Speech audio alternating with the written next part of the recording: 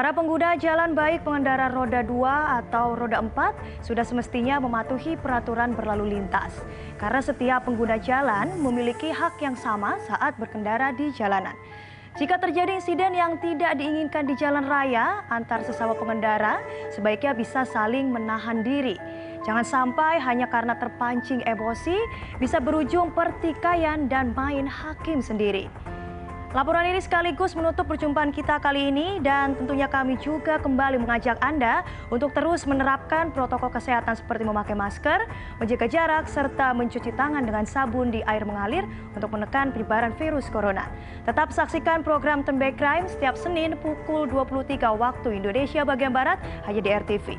Saya Stefanie Deversta, salam Turn Back Crime, menumpas kejahatan.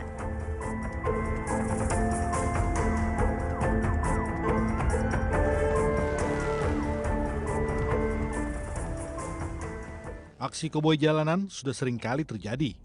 Para pelaku kerap menunjukkan sikap arogan dengan menodongkan senjata ke arah warga. Sebut saja pengemudi mobil berusia 18 tahun yang dikerumuni warga usai menyerempet pengendara motor pada 14 Februari 2021 di sekitar Jalan Kedoya Raya Kebonjeruk, Jakarta Barat. Pengendara motor yang ingin meminta pertanggungjawaban kepada pengemudi mobil justru menerima todongan senjata dari pengendara mobil. Tersangka akhirnya keluar dari mobil dan langsung dievakuasi oleh polisi untuk menghindari amukan warga. Atau kasus yang baru-baru ini viral di jejaring sosial. Tak terima diminta menepi setelah mobilnya menyenggol pengendara motor, seorang pria secara tiba-tiba mengeluarkan senjata hingga aksinya terekam kamera telepon genggam milik warga. Buntut dari viralnya video tersebut, polisi menangkap pria bernama Muhammad Farid Andika di sebuah pusat perbelanjaan di Jakarta. Terkait beredarnya informasi soal kepemilikan kartu tanda anggota Perbakin yang diduga milik tersangka kasus aksi koboi jalanan di Durensawit, pihak Perbakin memastikan bahwa kartu anggota itu palsu alias ilegal. Sebab Perbakin tidak pernah memberikan kartu anggota kepada tersangka Muhammad Farid Andika. Nah, jadi seperti itu. Jadi kartu tanda anggota Perbakin itu hanya dikeluarkan oleh PB Perbakin. Kabupaten kota, provinsi tidak bisa menerbitkan KTA. Ya, jadi apalagi klub. Jadi klub yang anggota Perbakin itu tidak diperbolehkan mencantumkan KTA klubnya ada logo Perbakin. Oke. Berarti saya konfirmasi balik ya Pak, dipertegas kalau kartu tersebut itu tidak dikeluarkan oleh Perbakin, begitu ya?